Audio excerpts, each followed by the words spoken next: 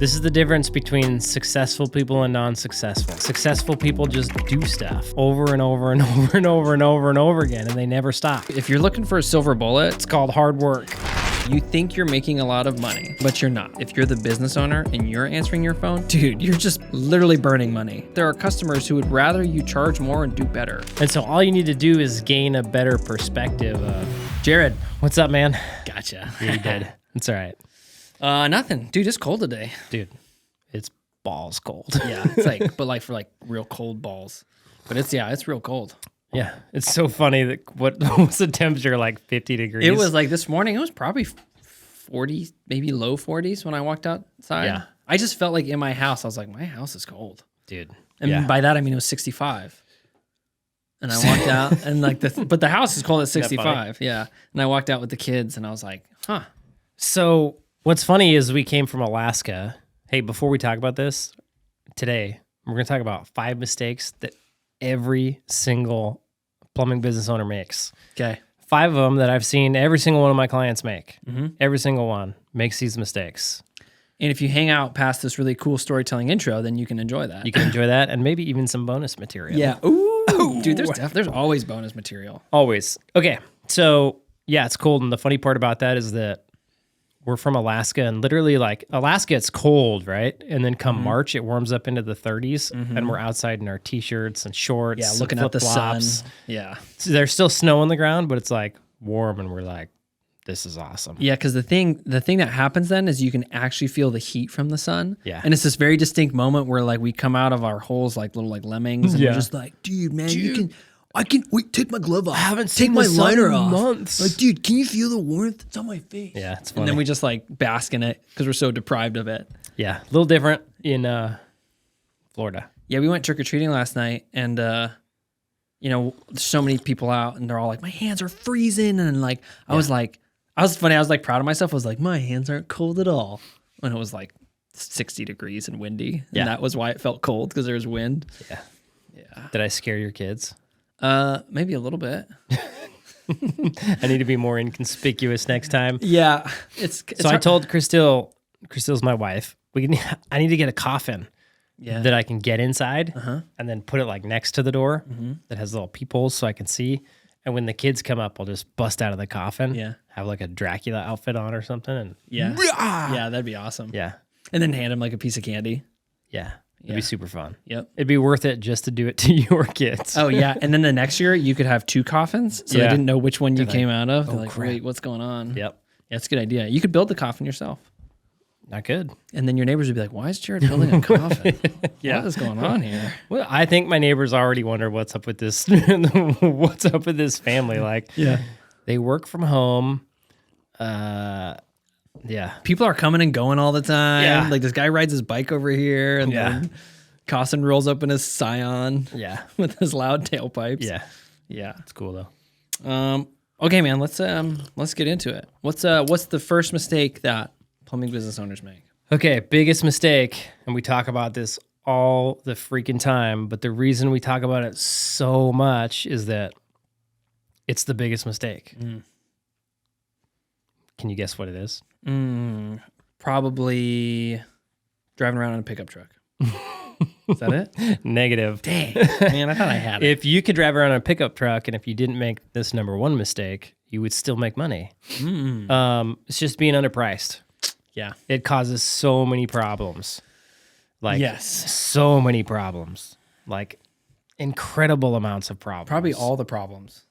It causes all the problems. It's the first mistake you make, and it's the last mistake you make, and it's a booger the whole time. Yeah. It's just, you got to be priced right. Yeah. How do you know if you're not priced right? You're not making money. Profit. Profit. And that's why I think it's so tough, especially for the guys in the beginning. They're like, okay, they call around, like they're used to making, I don't know, $30 to $80 an hour, we'll say, range. Yeah, like from United at their last States. job, that's what they would get paid. Yeah, maybe total package was 80, right? So they see like, oh, I can charge 130, 150, 200, whatever.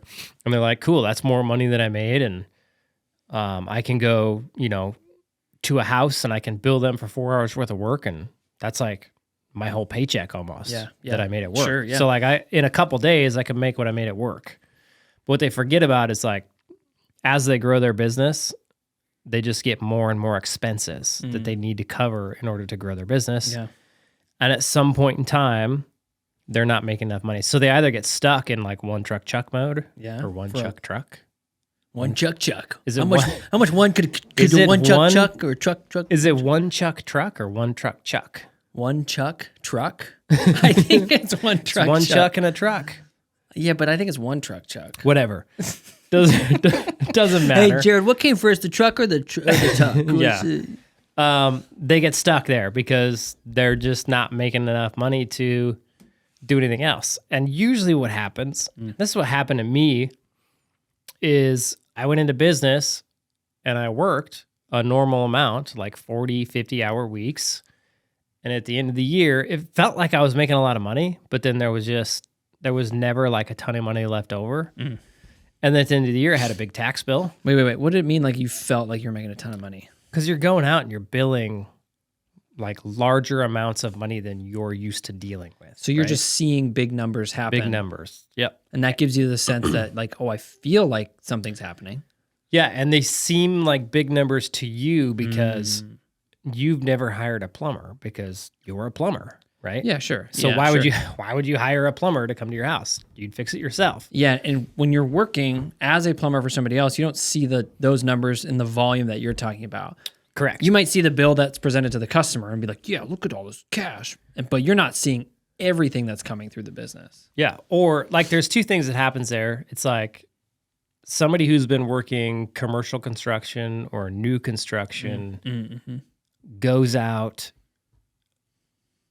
on their own, and they're either like they're not used to service numbers, so they don't understand how service works. Yep. That Sure. you only get basically half your time is billable, and that you have to cover all of your expenses during that time, right? In half the time. So they might sure. even see, like I've got guys that wanted to come work for me and they're like, why are you so expensive? Like, cause they were putting bids together at other companies, commercial contractors. Sure. And they're like, we were only, $160 an hour. Like, why are you guys $590? It doesn't make any sense. And I'm like, well, number one, did your old employer have to advertise to get customers? They're like, no. I'm like, okay. Did your old employer get all of their time billed out? Like, when you bid a job for 1,000 hours, how many hours did it actually take you to do? He's like, oh, well, if we bid it for 1,000, like we try to get it done in like 800 was the goal. Yep. I'm like, okay. So when you're doing service work, it's exactly the opposite. We're not getting paid for more hours. We're actually getting paid for less hours. We only get like half the billable time. Yeah. So expenses are higher and we can't bill out as much time. So hourly rate has to be higher to make a profit. Yeah. The cost of the guys doesn't change. And so they just don't understand that, right? Yeah, wow, that sounds like rolling into problem number 2, which we won't get there, or a different problem. But that was actually Correct. I've actually never heard you talk about what you just talked about, but that makes a lot of sense as far as how many hours you're actually billing is different when you're bidding a job. Yeah. On like the commercial or the residential new construction side. New construction, you're going, okay, I think I can get this done in, 100 hours. I'm going to try to get it done in less. Yeah, because that means that effectively makes your hourly go up Yeah. as far as how much money you're putting back in your bank account. Yeah. So minimum on that, you would want 100% billable time. Yeah. Yeah. And if sure. you didn't, you would lose money. Yeah. But you bid it in a way to where hopefully you get 110, 120% billable time, 130% even, right? And then you just make more money because you're more efficient. With service, it don't work that way. Yeah.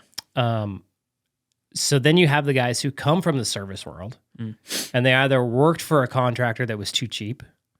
And so they get frustrated and they go out on their own and they think, I'm going to be able to, I'm going to go charge the same or a little less. And I'm going to be able to, I'm actually going to pay my guys well. I'm actually going to provide them with nice tools and all this stuff. But then they get into it and they realize there's no money left over. Yeah. And they start realizing that's why my boss ran his business the way he did, because there isn't any money left over. Yeah. Right.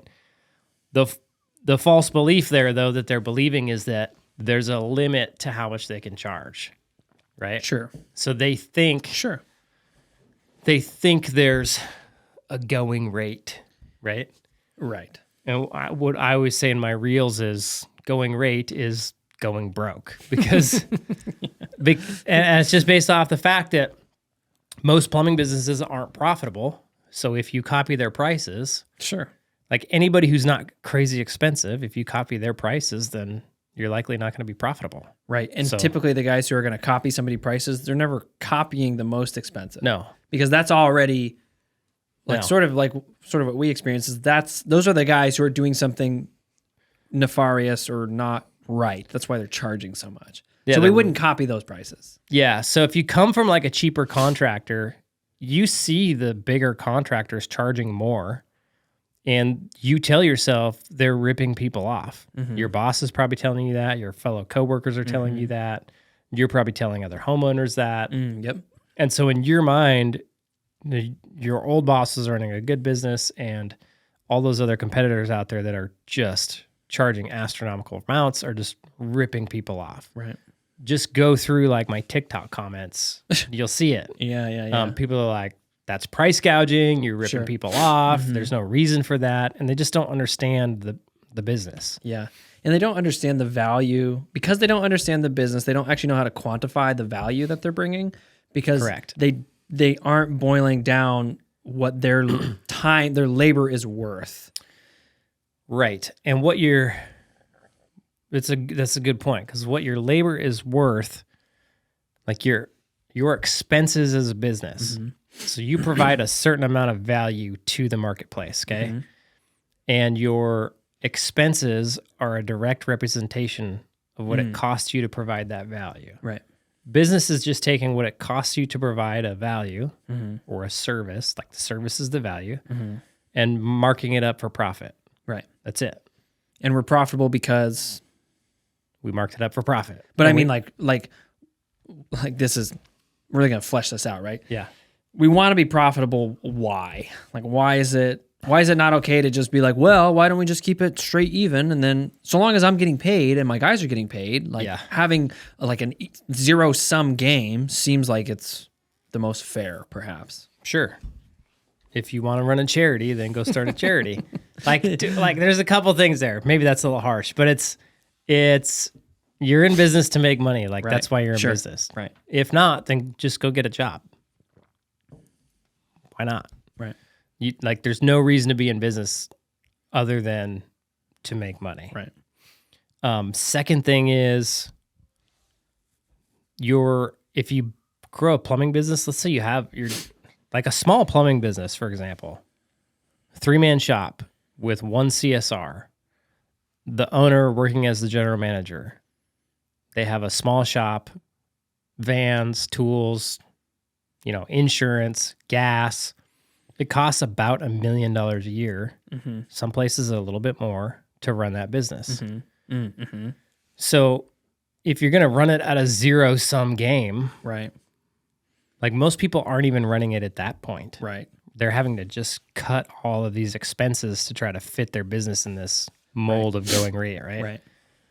But if you try to run it like a zero-sum game, you still have to charge like $300 an hour just to cover those expenses. Yeah, you're already pretty expensive. Yeah, and you have a risky business.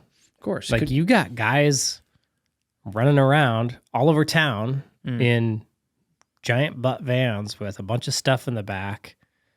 Like there's a statistic. I have such a hard time saying that word. We can practice off air. Statistic. That's pretty good. There's a statistic that somebody told me one time that it's like it's basically measuring how many drives and total drive time, and that within a certain amount of drive time, you're going to have one death. Oh, jeez. Right? Or like either one of your employees are going to die or they're going to cause a death with an accident. Yeah. That's a frightening statistic. That's a scary. That's a frightening I would thing. hate to know that statistic. Yes, because you're like, oh dang, we're this much closer to death, everybody. That's what I told him. I was like, don't tell me that. I don't want to know. Yeah, I don't want to know. Let's just keep on keeping on. But so, it just goes to show, like, you're in a risky business. Like, you got these guys driving around a big van. They're going to potentially over enough time cause a death. You're going to people's houses. You're working on water lines that could flood their house. You're working with sewer that could flood their house. You're working with, a lot of times, flames and fire that could catch their house on fire. And I know we're insured for this kind of stuff, but at the end of the day, it's a risky business. All your technicians could leave. Right. And then what? Right. How are your expenses going to get paid? Like you have to run it in a way where it makes a profit so that you have, a buffer for the business, so that you have money left over that if something happens, you can take care of it.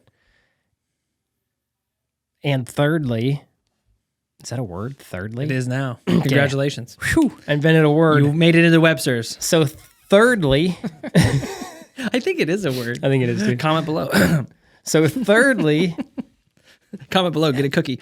It's not fair to the business owner to build this business and work in it and put effort in it and put his extra money into it. Sure. Is if it doesn't make a profit. It's not fair to him. And it's ultimately not fair to his family either. Because he's putting all this time and energy into this business that needs to make money for it to be worth it. It's just not like on the back end. It's a good investment if you can make it profitable.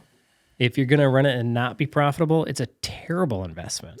Yeah. And so if you're just a smart person and a normal person, you want to make wise investments, then price your plumbing business properly because you're investing all this time and money and energy into it. It'd be stupid to not have it make you money. Yeah. I would say, I just thought of this analogy. Like, what person lives their personal financial life in a zero-sum world? Nobody. Like, what person is like, Jared, I just need to make, intentionally. Nobody is like, man, if I could just make the exact amount of money it costs for me to live and save $0, I'm going to be a happy guy. That's going to make me happy. Like, nope. Some people try that, but I don't think it ends very well for them. And because life is risky, that's why it doesn't end well. Yeah. What happens is they end up going into debt to cover the risk, or they go into credit card debt, or they go into personal debt to people they know. Yeah. Like, they become a burden to somebody. Yep. Because they're just trying to play this game of really min-maxing everything. Yep.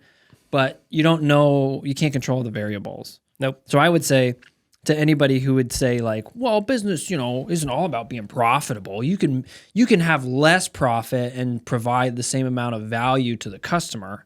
My comeback to that would be do you live your life that way? No. Do you say, I'm going to try to make only so much money so that I can only cover certain things, but I don't have a rainy day fund because that's not fair. Yep. And I'm not going to try to provide the best for my friends and family and kids because, that's not fair for me to ask for more money to do that.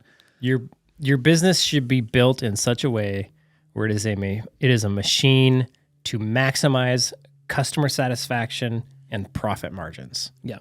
You should be selling a product that makes the end user incredibly happy, and on the back end, you make as much money as humanly possible. Yep. That's what business is. Yeah, and if you do it right, it works it works in everybody's favor. That's the thing. If you actually price it right and then run your business properly, it's a win-win-win for everybody involved. Yep. It's a win for you because you actually make money, and then you're actually building something of value.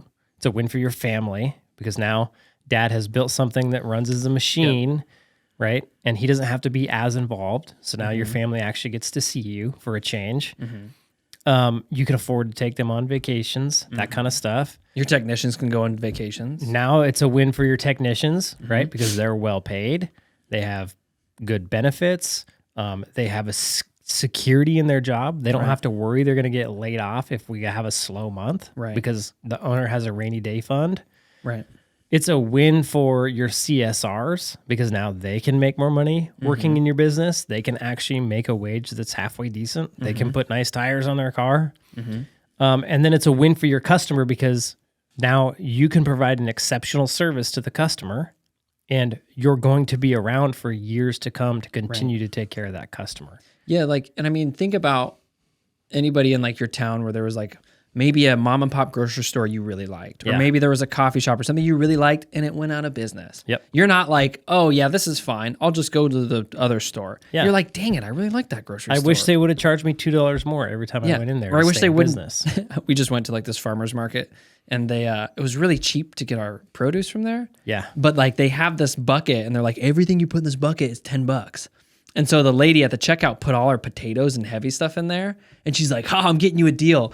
And in my head, I was like, I'd rather you not. Because this... I need you to make money. Yeah, it's if you give me a deal, you might feel good about it. I might feel good about it, but neither of us are going to feel good about it if you keep giving me deals so that the whole thing goes away. Yeah. Like, that's not going to work for anybody. Nope. They're not going to be able to invest in better equipment, to make better potatoes, to hire more farmers or farm hands. To pay their people better and all this kind of stuff. Like, all like... Yep. And the disconnect, and we talk about this, but the disconnect in our society is interesting because it's like, we want people to make more money, but we want to have companies have less profit. Yeah. And you're like, okay, you need to have profitable companies for people to make more money. Yes. You need to have well-run companies for people to make more money. Yes. They're like, your prices are too high, but I still want you to pay your employees double what you're already paying them. Yeah. Doesn't make any sense. Yeah. It's like, so I was having this conversation with your wife. It was like what'd she say, the .edu email addresses? Yeah. Yeah. So everybody who works at the university, it's like they're the worst customers. Mm-hmm. They're absolutely the worst, but they're the ones that are barking down the tree going, we need to raise minimum wage. We need everybody needs to make more money. And then on the back end, when you're a business that's actually doing that, they don't want to support you. No. It's like, so you're not willing to put your money where your mouth is? And, well, they're willing to put their money where their mouth is if it looks, I don't know what. We could say, just to be on the nose, it looks more virtuous. Equitable. Yeah, so if they put their money where their mouth is, funding something that makes them feel good, but then they get all up in arms because they feel like this expensive plumbing company is ripping them off. Yeah. Even though it's like, yeah, but this is supporting somebody who is in your area, who has a life here, who feeds into your local economy. Yep. Like, it would make sense to put your money towards that plumbing job than to whatever you just put your money towards on the side. Yep. One of the best videos I ever made on, this is a little bit off topic. One of the best videos I ever made for my plumbing business, you can go see it on our website on prospectorplumbing.com. It's like the main video on there. I look like I just crawled out of a cave because I did. I worked on my plumbing business for like 2 years. And in an Alaskan cave. I was like, whoa. Yeah. Yeah. Is this it was probably just is it March? It was probably March. Yeah. I filmed it in my in-laws' garage. You can see the chainsaw behind me.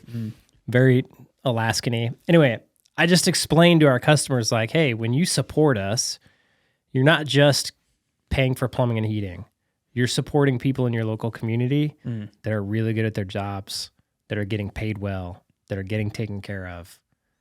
And it was one of the best videos I ever made because it connected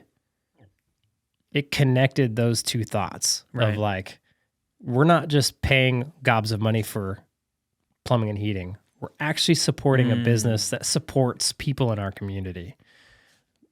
Best decision I ever made.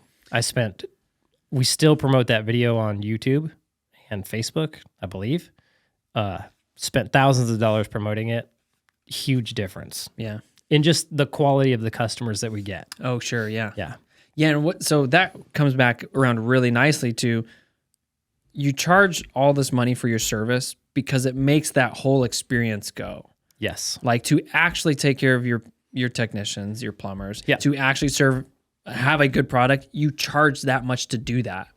Like, it's why you do it. Like, you're not out here like, we could get away with doing this service for $100, but we're going to charge $500 because we can. Because that's not the reality. Yep. Because here's why we charge so much. You're correct. Here's my story. Ready? Started out, I knew I needed to charge more. And we had a company in town that was charging as far as I can tell, they were about $400, maybe a little more.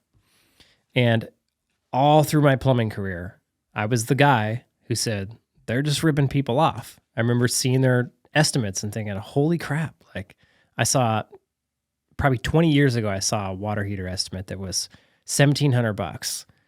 And back then, people were charging like $100 an hour for labor. And the water heater was probably only $200, and it was like a 3-hour job. And so I expected the bill to be like $400 or $500. When it was $1,700, I was like, geez Louise, they're just ripping people off. Said that for years. So then I go into business and I'm starting to learn that, man, it's expensive to offer these services. Yeah. And then I'm starting to learn that businesses need to price themselves based on what it costs them to run their business plus a profit. So you start doing the math and I'm like, oh, I got to be the same price as those guys that I thought was ripping everybody off. Mm-hmm. So in that, I raise my prices and I'm doing business. And as I go, I'm kind of keeping track, but I reached this point where we grew, and all of a sudden I hired a general manager and technicians 6 and 7. Mm-hmm. I believe they all I didn't hire them at the same time, but they started on the same day. Yeah, sure. It was a mess. Terrible idea. Yep. Don't do that. Unless you want to have a really good time. Dude, it was terrible. We got, like, those guys didn't get the training they needed. They got a bunch of 1-star reviews. It wasn't their fault. It was our fault. My general manager, I didn't even know what he needed to do.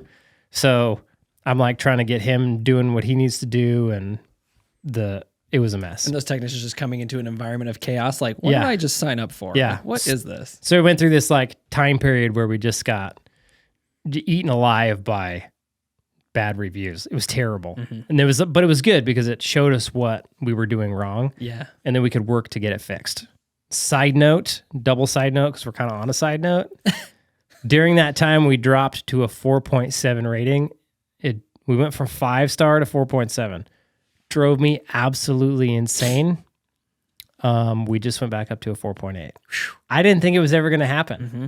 I didn't think it was possible, but it happened. It only took like forever. Yeah, one mistake like that can cost you a lot of time. So, and I wouldn't have been able to prevent it.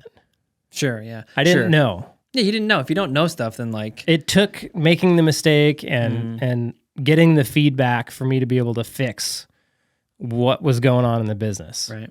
Otherwise, I had no idea, right? It's hard to know what your customers want, what they expect, and how you're failing them without getting feedback and then going back and fixing it. Mm-hmm. So we're losing money, okay? Right, because you just brought this We're getting general manager in, new technicians, you're losing money. We're getting more 1-star reviews than normal. We're still getting 5 stars to offset them for the most part. But at that point, when I sat down and did the math, we had to go from like $425 to $598 an hour. And I was like, holy crap. It was a tough pill to swallow, right? I was like, this is either going to, like, one way, if I do nothing, it's going to sink me. Mm-hmm. Yeah. And I honestly thought, if I go to 598, it could sink me, or it's what's going to make this whole thing work. Okay? Yeah. So in my shoes, like, we're already top of the line, one of the most expensive. The other plumbing company that's been around for years, we're right there with them. And here I am. I'm going to jump up like $150 more than the most expensive person in town. We're not making any money. We're getting some 1-star reviews. Yeah. And I made the decision. I was like, you know what? Screw this crap. I'm in business to make money. Sure. I am not in business to provide a charity. I have too many people relying on me at this point to just let this thing fail because I'm too scared to raise my prices. Yeah, for an unknown, for like this thing, it could go this way. I knew for sure if I did nothing, it was going to fail. Yep. And I didn't know of any other fix. It was the only fix I could think of that would solve the problem immediately, right? So we made the decision overnight. We went from 425 to 495 within like a week or two. And then one night we went from 495 to 598. That was our biggest jump. And I like how you say one night, because I know what you mean is you went after work hours, you went click. Yep. And then you changed it. Yes. So everybody came in the next day and we were $100 more an hour and nobody realized it. They came back like a couple weeks later and like, did we raise prices or something? Yeah. I swear this task used to be cheaper. And I was like, yes, we did. Yeah. Yes, we did. Here's why. Yeah. I was losing my ass. Yeah. We were screwed. And I want you to have a job. Yeah. So when you get in those situations, when the crap's really hitting the fan and you're like, I have to do one or the other, I'm going to die or I'm going to succeed. One of the two, I got to do something. That's when it's easier to make the decisions of raising your prices. Yeah. Yeah. When you see the clear path. Yes. But think about this the other way around. We were at 425 for months on end. Right. before I changed my prices. Right. But you were still Think too about- cheap at that moment. Yes. Think about how much money I threw down the toilet. Mm-hmm. Even when we were $4.95, we were still too cheap, Mm-hmm. right? And so there's no like magical number of, hey, you need to charge this much per hour.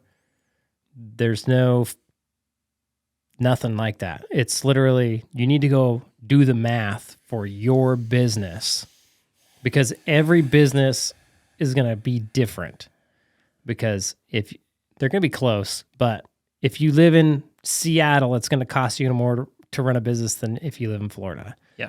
If you live in New York, it's going to cost you more, right?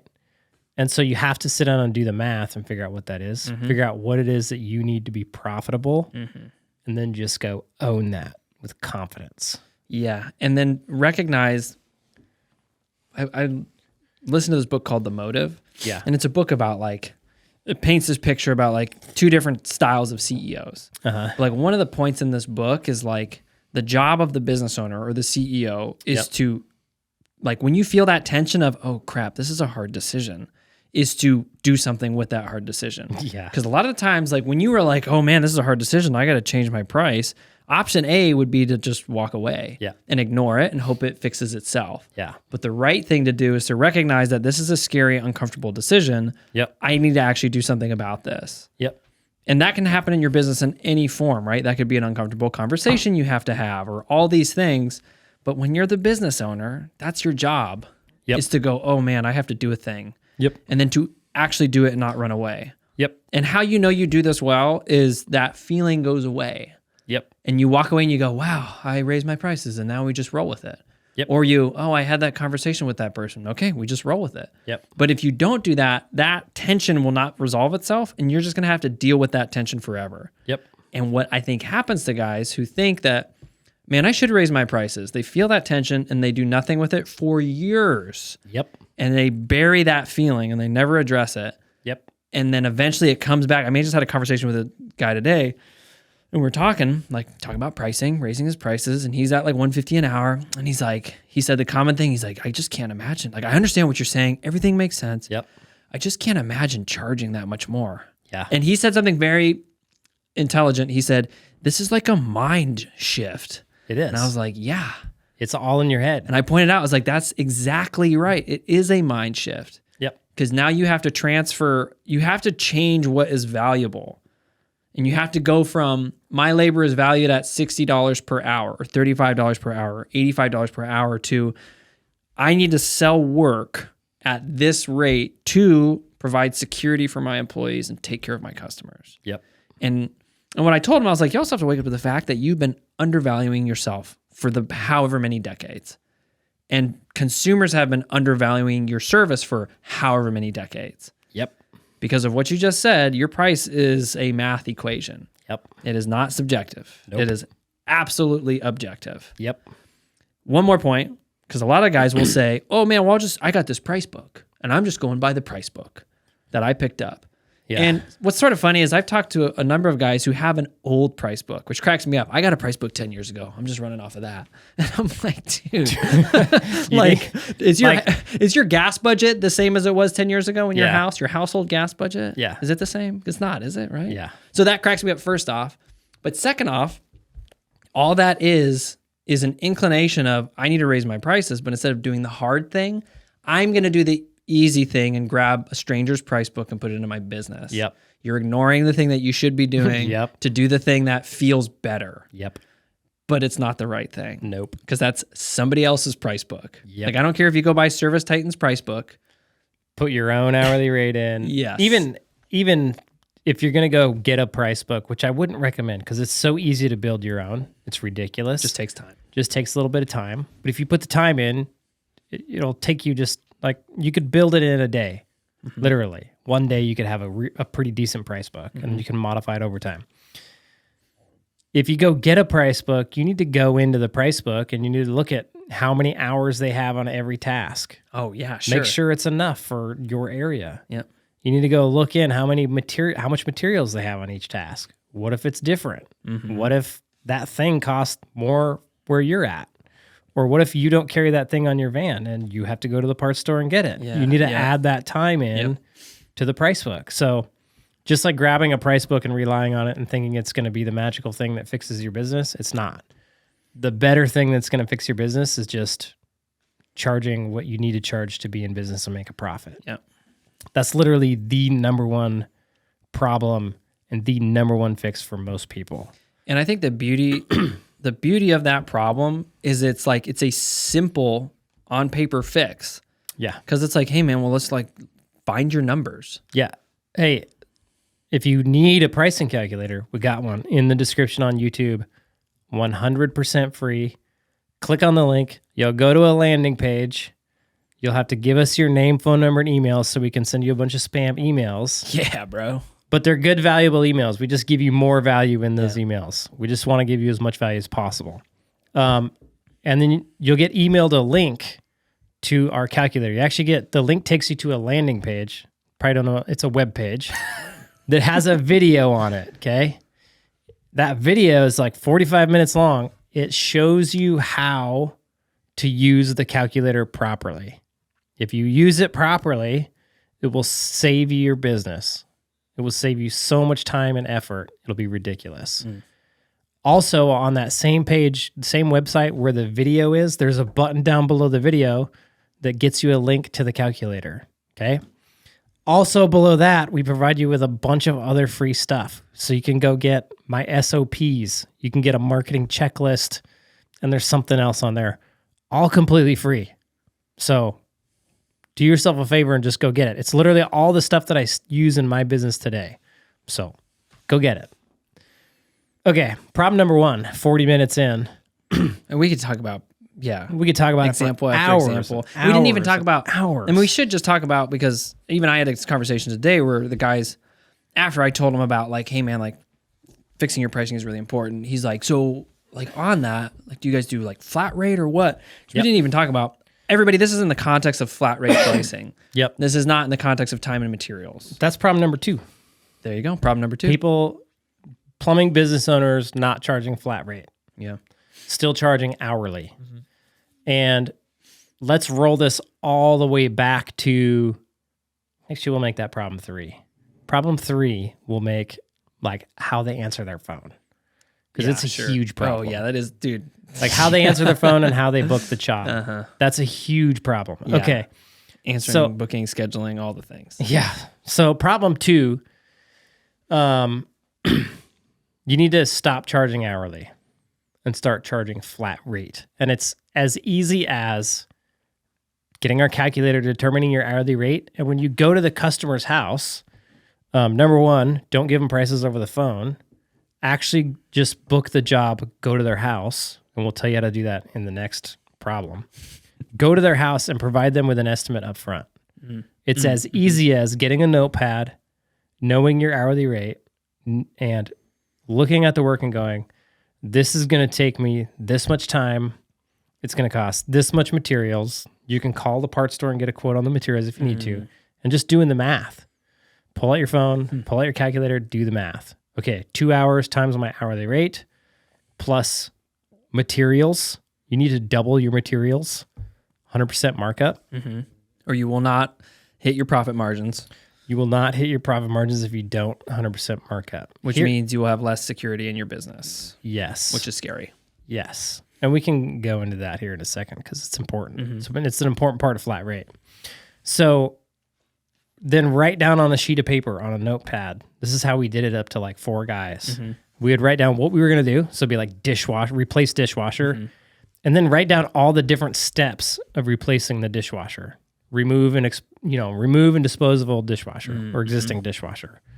Disconnect water supply line, disconnect drainage hose, install new water supply line, install new drainage hose, install new customer supplied dishwasher or whatever dishwasher you're going to get, clean up your mess, blah, blah, blah, blah, blah, blah. Sure. Total price, this much money. Then go present that to the homeowner on the notepad. Hey, here's what I can do. Take out your old dishwasher, read her all the steps for a low cost of this right here. What do you think? You want to get this done? Always ask for the sale. Customer will say yes 99.9% of the time, especially if you're the business owner. You're going to have much better luck because you actually want the work. And yeah, sure. Yeah. And it's funny how much better the business owner typically is at the sales. Typically way better at it. Yeah. And that's interesting because it's like, one, obviously they got more buy-in. Way more buy-in. But it's like, maybe because they have more buy-in, they're more comfortable in going in there and putting in the reps to get the thing done. Yeah. And if they're the type of person who says, I don't want to work for somebody else, I'm going to go out on my own, there's already like a lot of confidence in that person. Yep. And like sales comes down to confidence and authority. Yep.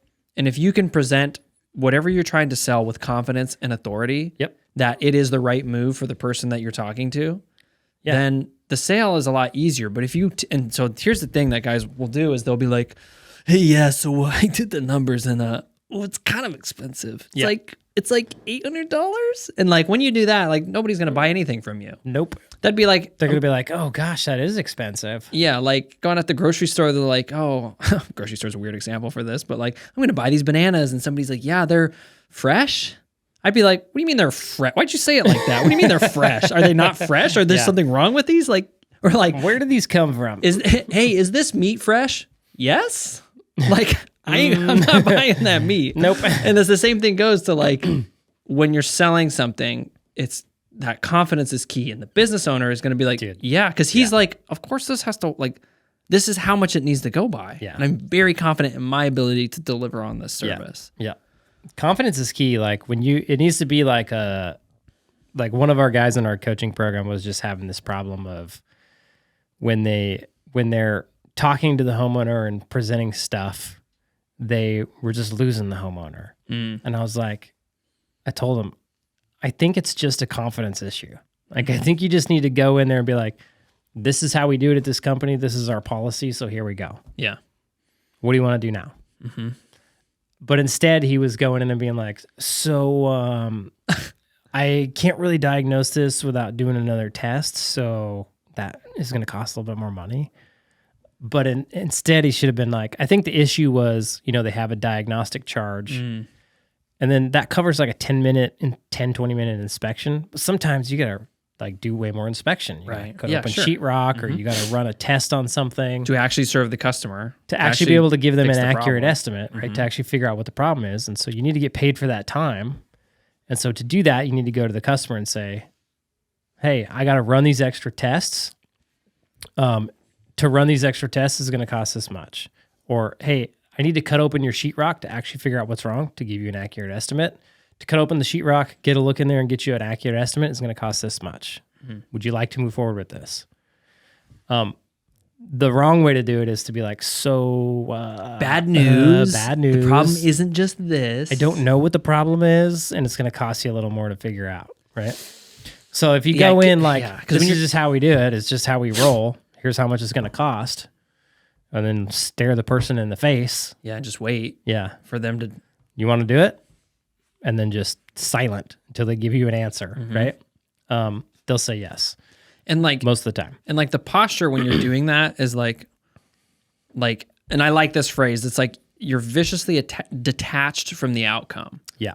Because like that will present as like, yeah, man, of course you're going to do this. Yep. Like I'm not attached to you saying no because I already know you're going to do this. Because why wouldn't you? Yeah. What do you do? Call somebody else? They're going to come out here and do the same thing that I'm going to do. Yeah. Because that's true. Yep. Because you're not going to be doing something that is unnecessary. Yep. Right? Yep. And so anybody else who comes in the house would do the same thing. Yep. Because why you're afraid is because you're thinking, oh man, this person doesn't want to pay me more. She'll just find somebody else to do it for cheaper. Yep. But what you're forgetting is that if she does, it's going to be somebody who isn't going to deliver as good a service. Correct. Who isn't running a business well because they're doing it cheaper. Here's what happens when we get that at my company. They call us back. Yeah. They call us back either immediately because they're like, hey, you guys are the only ones that'll answer your phone. And we're like, oh, weird. Huh. Interesting. Do you think that correlates to being more expensive? Yeah. Or they call us back and they're like, hey, I had this other guy come out and he said he fixed the issue, but I'm still having this issue. I'm like, huh, interesting. Yeah, well, we'll be right out. Let's get you on the schedule. Exactly. Yeah. It happens to us all the time. So, yeah, you need to be confident. Yeah. On the topic of flat rate pricing, here's what happens when you're hourly. if you're an hourly contractor and you go, because this is how like old school contractors roll, and if you're rolling this way, you got to stop because it's important. Mm-hmm. They go to the house, and this is how I used to roll too, so don't feel bad. They go to the house, they look at the problem, and they're like, yeah, I can fix this. And they go get the right stuff, and they fix it, and then they write up a bill based on how long it took them and what the materials cost. Mm-hmm. And when you do that, especially when you break it down on your bill of like, here's the hourly rate times how many hours I worked, and here's the materials plus a little bit of markup, add them together, here's your total bill. They immediately equate the hourly rate that you charge them with the hours that you worked. Yep. Right? Yep. And they just do that quick, easy division. Yeah. So you worked 2 hours, and it's $400, you're $200 an hour. And they're like, why are you so expensive? Right. And because they're like, I don't make $200 an hour. You're making $200 an hour. Mm-hmm. That's ridiculous. And if you're a plumbing company, they're like, what are you paying your employees? Are you paying them $150 an hour? Like, and then you're scooping 50 off the top. And you've got 10 guys. That's ridiculous. Yeah. Right? I'm going to judge your whole business model right here. Yes. In this tiny little estimate window. Yeah. And what they're doing is they're just like commoditizing your service. Right. Yeah. So, and then for some reason, they're telling you with authority that you need to be a lot cheaper. Yeah. Even though they have no idea. What you want them to do is you want to give them a price, and they can't equate it with just your labor, right? Because that's not fair to the plumbing business owner. Sure, of course. Built into your hourly rate is a lot more than just the technician labor. Yeah.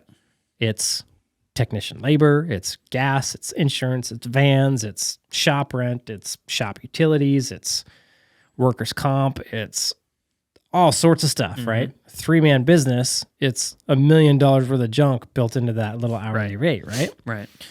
And so you don't want them to, like, it's not fair. Mm-hmm. What you want, and this is what flat rate does, is when you go to their house and you say, hey, here's all the stuff we're going to do for you. Here's how much it costs. Now the customer no longer just relates that to just labor. Mm-hmm. They're saying, okay, that's how much it costs for the service that they're providing. Right. Which includes answering the phone, driving to their house, looking at the problem, diagnosing the issue, writing them up an estimate, removing all the old dishwasher, replacing all these parts, putting in the new dishwasher, offering a warranty, cleaning up after themselves, and me paying the bill. Mm-hmm. It's a big difference, right? And because you have to charge so much, you want to avoid them looking at you like they're just paying this much for your labor. Right. Yep. Because they don't, and it's not that you're trying to avoid it to be sneaky or salesy or anything or dishonest. It's just that homeowners don't understand how much it costs you to run your business. And some of them will, but 90% of them don't get it, and they don't want to get it. Yeah, why should they? Like, I don't go, again, I always bring up grocery stores because it's the first thing that comes to mind. Yeah. But I never walk into a business and expect to understand the business model before I purchase a thing. Yep. I'm never like, man, I really need to intimately understand the business of Einstein bagels before I buy a bagel. Yeah. It's like, no. I'm the world's greatest customer because, like, we had just had some guys pressure wash our house. And they gave me the bill. They gave me the estimate. It was way too cheap. And 2 guys came out here. They were here for 6 hours. It was a $600 bill. They had chemical costs. They had gas costs. And I was like, dude, they're brand new. They're just starting out. And I was like, you sure you guys are charging enough? And I wanted to like sit them down and be like, dude, come check out look at this pricing calculator. Listen to my podcast. I want you to be profitable. Fill out this calculator. Yeah. But they're just not ready for it yet. No. They were I gave them a $200 bonus or whatever, and they were just stoked to each make $400. And I'm like, man, like they could have came here and charged me $1,200 to pressure wash my house.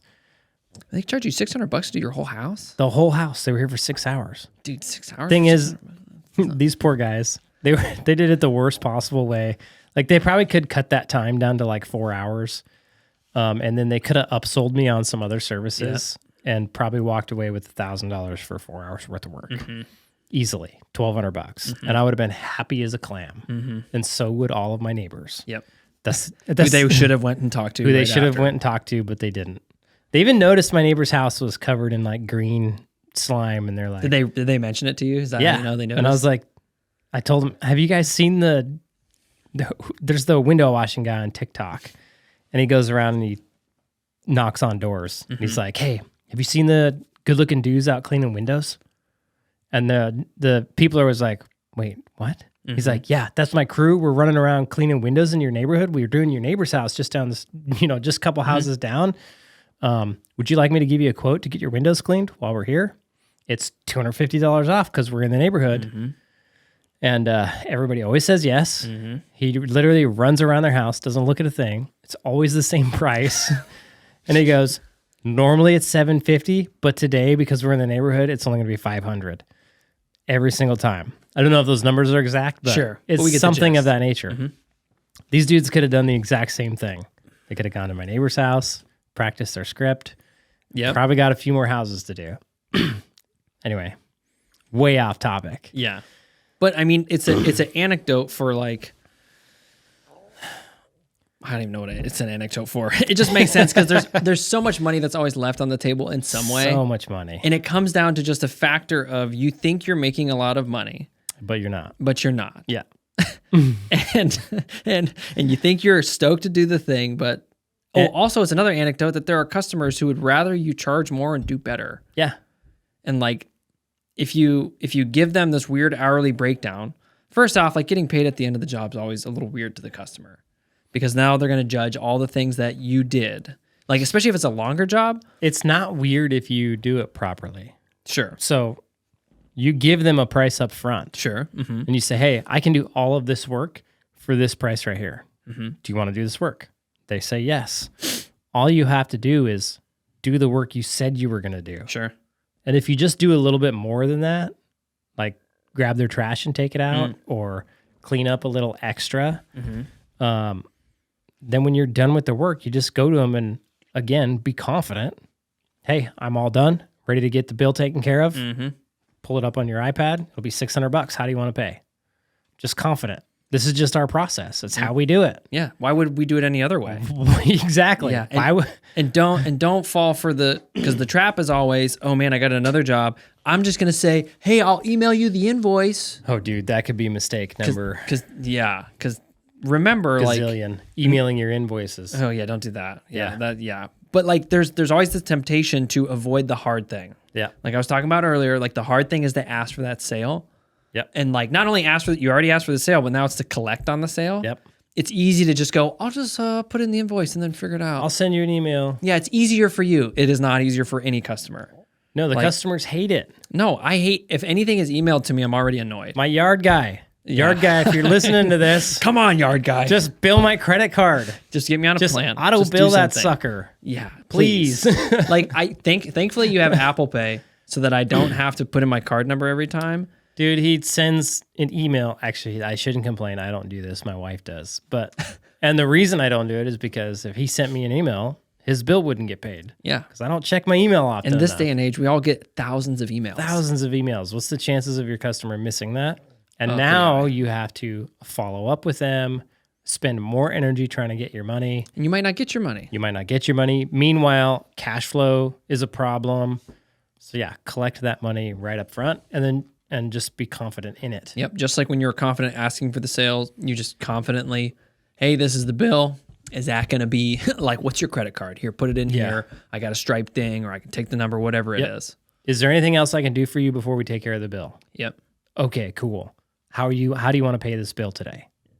Okay, cool. Let me pull that up. Ready for your credit card when you are. Let's do it. Just don't be awkward. Yeah. And these guys that did my house, they were very awkward. Really? Yeah, it was so funny. For the younger guys? They're like late 20s, early 30s. Well, they're not that young. No. Like the one guy's an electrician. The other guy, I don't remember what he did for they're starting this on the side. I think I was their second customer, so I got to go a little easy on them. Yeah, because I mean, it takes reps. Like I did the same stuff, right? And like what we're talking about is when you go out and you try this and you're a little shaky, that's okay. Yeah, you're gonna be shaky. Like I love when Alex Ramosi says, like, yeah, you suck at stuff you don't know how to do, or whatever he says. Yeah, like of course you're gonna suck at it. You don't know what you're doing. Yeah. So the way to get better is to just keep doing it, and you'll get better at it. Yep. Like, we're here because you've gotten really good at a certain skill set. Yep. And anybody can learn this skill set. Yep. While we're on the topic of going flat rate, another part of like, we've covered kind of like how to make it work. But another important part is when you first, interact with the customer, you want to knock on their door and introduce yourself and then build rapport with the customer. Yep. So you never want to just barge in their house and go after whatever's broken and then be like, well, here's the estimate. Yeah. Right? You want to be like, hey, how's it going today? My name is so-and-so with whatever plumbing company I'm with, right? And then build a rapport with them like, wow, this is a beautiful house. How long have you lived here? Oh, awesome. And just be a friendly human being. Don't be a weirdo technician because people want to do business with other friendly human beings. Yeah, and they really do. They do. Like, I mean, think about the whole way that the tip economy, should work in theory is you tip because you have a good time. Yeah. Like if you go to somewhere and then like, man, this like coffee shop barista is like, this is great. Or this waiter is so awesome. Or this waitress is so great. You're going to tip more. Yep. Like just because, and all that is an inclination to, I guess, just reward that behavior because it contributed to a good experience. Yep. So when you're in somebody's house, like if you can really do all that kind of stuff, when you get to the point where you have to, do the scary thing of offering this price, the customer is going to run a calculation and be like, oh yeah, I actually don't really have much resistance to this. I like this guy. He's cool. Yeah, like you're handling an objection before you even get there by how you're building rapport. It gets rid of the salesy feeling. Yeah, right? totally. You go from a salesman to just another person, just a normal human being. Yep. Just doing his job, presenting you with a price. Yeah. And it is what it is. Yep. Yep. Cool. Yeah. What was number 3? Booking the job or answering the phone. Answering the phone. Good night. Dude, yeah. Answering the phone is a pretty big deal. Super important. Especially when, there's going to be a lot of people who are answering the phone in their business, like the business owner is doing it. And then some of you may have a CSR and some of you may be, paying for marketing. When you're paying for marketing, all of a sudden the person answering your phone becomes extremely important. They're literally a gatekeeper to you ever seeing any money back for that marketing spend. Yes. And they could throw that marketing money right out the window for you. And think about this. If you're the business owner and you're answering your phone and you're paying for marketing, dude, you're just literally burning money. Burning money. The other thing is if you don't have enough work, okay, if you're light on work and you need more work, more jobs, answering the phone is going to be incredibly important because how you answer that phone will directly dictate how much work you get. So super, super important. Probably the most underlooked or undervalued part of a plumbing business is answering the phone. Yeah. I just thought of a theory. Can I share this theory with you? Yeah. So my theory is because a lot of times guys are not doing just residential service. Okay. Now, when you're just doing residential service, your main gig is getting customers to call you so that you can solve the problem. So hiring somebody to answer your phone makes sense. Yep. But if you're doing 50-50 residential service and new construction, you think, why would I hire somebody to answer my phone 50% of the time? Yeah. Because you want to quit doing new construction and start doing service because you actually want to make money. Yeah. And that would be almost another problem. Like that's like problem number 4 or whatever. Like that person there, I guarantee you could. So if anybody's in that situation where you're 50% new construction, 50% service, just cut out your new construction. Start charging what you need to be charging on your service work, which is probably double what you're currently charging. Yep, at least. More than because I think a lot of times guys they'll bid the jobs for the new construction at that new construction 1,000 hour whatever. Yeah. And then they just take that and then they just run it on their service side, not thinking it's a different model. Yes. You will think about this, if you got rid of 50% of your work, started charging double for the other 50%, you make just as much money for half the amount of work. Then hire a CSR to answer your phone so you can get more of that work. Right. And you, the business owner, can spend more time working out in the field to generate more cash. Right. Until you can afford to hire another technician. Yeah. Do not sleep on the CSR position, because that's like, it's literally huge. like if you're going after residential service and you're booking 1 to 2 calls a day, you're likely getting more phone calls than 1 to 2. Mm-hmm. And so at that point in time, the CSR pays for themselves, hands down. Yeah, definitely. Because when you have a dedicated person to answer their phone, number one, they're actually just going to book more jobs. That one thing alone is going to pay for the CSR. Mm-hmm. Number two, it's going to allow you to, instead of answering the phone and dealing with the schedule and calling customers, then you don't have to spend your time doing that, and you can spend that time going to a customer's house and doing more work and billing them more money, right? Or you can spend that, like if you have guys, you can spend that time working on things to make your business better, Right. Managing your guys, getting on software, making sure your pricing is right. All that stuff just frees up time, and it frees up brain space. Yeah. Dude, the brain space is so key. The brain space is huge. Like, that's one thing that is a cost that people don't understand. Yeah. And because I think people, they naturally want to take control over all the things, because like, especially if like, you know, you're doing estimates over the phone, then people will be like, well, I can't hire somebody and train them on everything plumbing. And you're like, well, okay, you don't have to. You don't need to. No, they don't have to know anything. No. Because they just need to know how to talk to people. Yeah, they just need to book the job. Yeah, just book the job. And if you're the business owner answering the phone and you're not at the point where you can hire CSR, then you should be doing the exact same thing. Just answering your phone. Hello, this is so-and-so plumbing and heating. How can I help you today? Oh, cool. Yeah, I can help you with that. Looks like I got a slot open between 12 and 2. Does that work for you? Oh, no, you'd rather do 2 and 4? Yeah, I can do 2 and 4. That works. Cool. So tell me a little bit more about your problem. Okay, cool. Gotcha. All right. Awesome. Yeah, we can definitely help you out with that. Okay, I got you down between 2 and 4. I'll text you before I'm on my way, or our technician will text you when they're on their way. We'll see you tomorrow between 2 and 4. Just so you know, there is a diagnostic charge of $96. If we do any work that day, we waive that fee. And got you down between 2 and 4. I'll see you tomorrow. Bye. Click. There you go. Job booked. Bam. Done. And super easy. And on another note, because I've been calling through to a lot of plumbing companies, and y'all got to make sure your voicemail sounds good.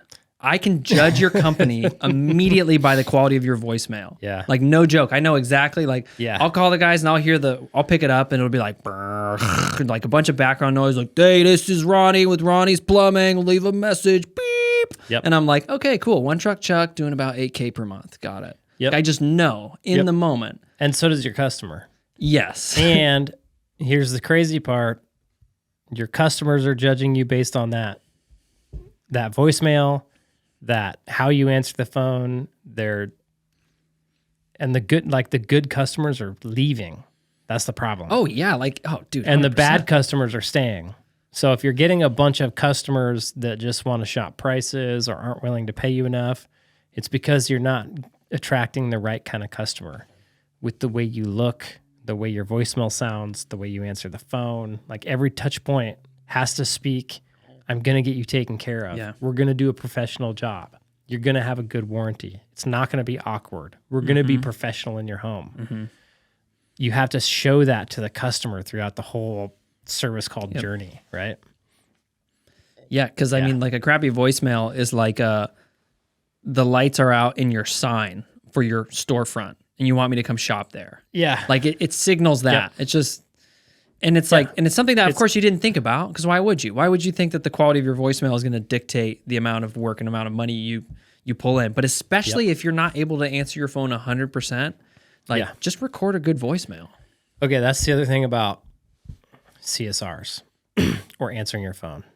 You got to pick up that phone. Oh yeah, because especially if you're paying for marketing, because Gotta like, pick it's up just that like phone. Like, it frustrates me to no end to like talk to guys and their calls are being missed. Yeah. Because in my mind, all I'm hearing is like, okay, so it's X amount of dollars per call. Yep. That's not, Google's not like, yeah, per call you book and sell. It's like, nah, man, your phone rang. Give me that money. Or you listen to CSR calls and they're like, hello? And the customer's like, is this so-and-so plumbing? And they're like, yep. And they're like, okay, I have a bad water heater, I think. Yeah. It's just not professional. Like they're immediately just like, oh, this company isn't professional. Yep. And you want customers who are seeking a professional plumbing company because that's when they're willing to pay you professional prices. Yes. And if you want to make money with your company, like in the beginning of this podcast, you have to charge professional prices. Right. Just how it is. So yeah, you have to be professional throughout the whole experience. Yeah. That way you can get away with charging what you need to charge to make money. Yeah, and it's not even like getting away with it. You just are, again, you're eliminating the price objection up front when you do these things. Yeah. Because then when you finally do present the price, and the customer has already been experiencing your service, even though you haven't done anything. Yep. And they're going to go, like there's a split second calculation that goes, screw this. Like this is way too expensive. Yep. Whether it is or not, but the value that they've been shown and have felt just doesn't add up. Right. But what you're doing when you do all these things is they get to the end and they might still think, man, that's pretty expensive. But they're like, but I mean, I've been having a good time so far. Yeah. What you're doing is you're providing value by doing these things. So you're either taking away value or you're giving value. Right. For the good customers, when you don't answer your phone, you just like -1, right? Yep. You get enough minuses before the sale, you're not making the sale because you've just taken too much from them already. Yeah. When you're adding value, crap, these guys answered the phone. +1. Yep. Wow, they got me booked today. +2. Wow, they showed up really quickly. +1. Wow, the technician is actually like clean, has a uniform, and he's friendly. +5. Like you're just enhancing your chances of actually being able to serve this customer. You're also, what's the crazy part about this, you're building value, which then makes the sale easier. Yep. Makes it not even salesy. It's just serving the customer at that point. Nobody has to sell me to pay the bill after I order my fancy steak. No. They're never like, ooh, here's the bill for your fancy steak. Right. Like my plus columns is really, really high. So with a steak, you're going to review the restaurant. The service is going to be great. You're going to get your steak. If the steak is crappy, the review's lower. The cool part about service work is that the service is what you're selling.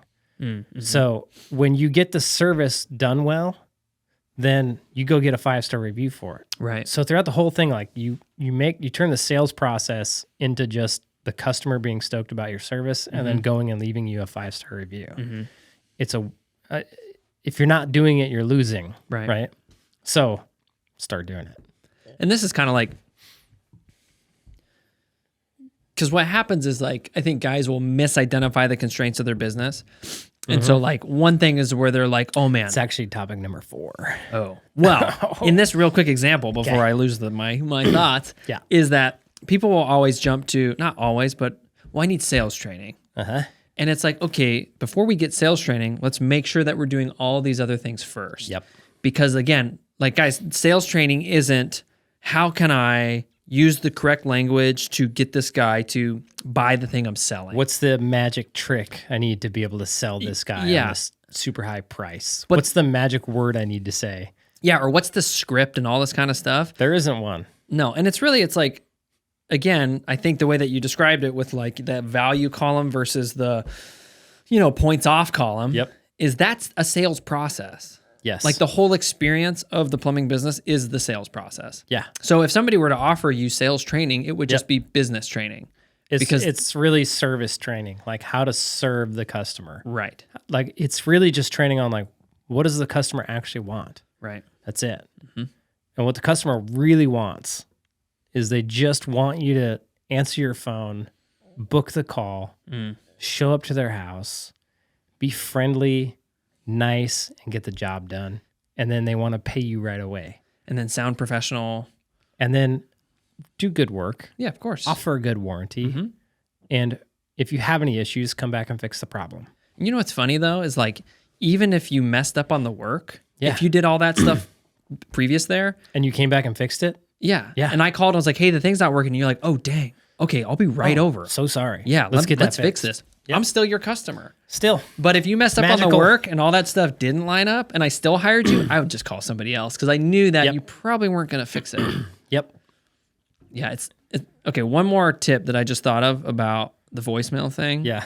If you guys have a wife or a girlfriend, have them record it. I was thinking that earlier. Like, just do that. Like, because again, I don't need to hear your gravelly voice. Like, No. it doesn't. Nope. It doesn't communicate value to me. But if I hear somebody that isn't the plumbing business owner, like, I'll be real. I'm just going to assume that woman isn't the plumbing business owner. Correct. She could be, but I'm going to assume that she's not. Yep. But again, if I hear yo, this is Ronnie, leave a message for plumbing, like whatever, I'm like, okay. Yep. But if I hear somebody else there, I'm like, oh, this is a business. There's more than one person. Thank you for calling Prospector Plumbing and Heating. Sorry we missed your call. If you leave us your name, phone number, and email, or name and phone number, we'll make sure and call you back. Mm-hmm. Something. Like, feel free to text this number. Yeah. Have a great day. Yeah. Whatever. But it's just like record it a couple times. Have your wife or your girlfriend do it. Yep. Or just like pay a stranger. Hey, can you say this line for me really quick? Just Dude, record it. You can go on the internet and get people to record voicemails for you. You could probably get a celebrity to do it. You can. You totally can. Yeah, that'd be wild. You should test that. Get a celebrity to answer your call. That'd actually be pretty cool. I thought so. I was It thinking might about feel disingenuous though. it. Probably would. I was thinking about getting doing ads with getting Tony Hawk to film me some ads because you can hire him. Yep, you can do that. Yeah, be cool. It'd just be fun to see Tony Hawk doing a kickflip and be like, call Prospector. When I have problems, I call Prospector. Pachow!